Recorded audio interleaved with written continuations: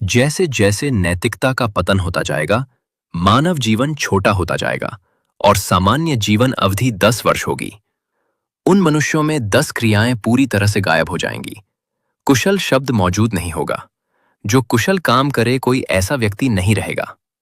जिन लोगों में मातृत्व, पितृत्व, चिंतनशीलता और ब्राह्मणत्व के सम्मानजनक गुणों का अभाव होगा, वे ही सम्मान प्राप्त करेंगे। अपने ही परिवार के प्रति भयंकर घृणा, भयंकर द्वेष, भयंकर क्रोध और जानलेवा विचार पैदा होंगे।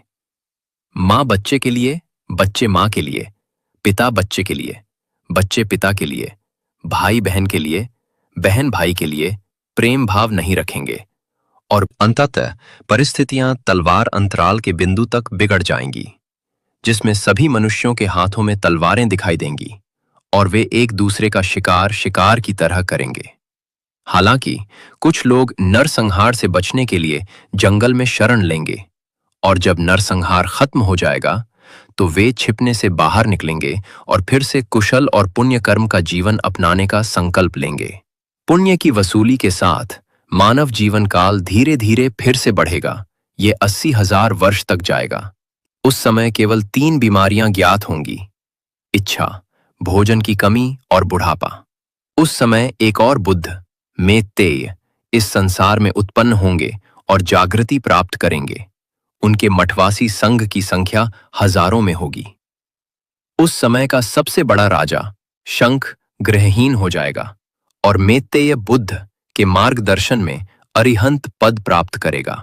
यह कहानी पाली बौद्ध ग्रंथ दीघ निकाय का 26वां सूत्र चक्रवर्ती सिंहनाद सुत्त में बताई गई है, जो भगवान बुद्ध ने भिक्षुओं को सुनाई थी। चक्रवर्ती राजा कैसा होना चाहिए, यह बताते हुए यह कहानी सुनाई थी। इस कहानी में बुद्ध ने मैत्रेय बुद्ध का उल्लेख किया है, जिसे मैत्रेय बुद्ध भी कहा जाता है।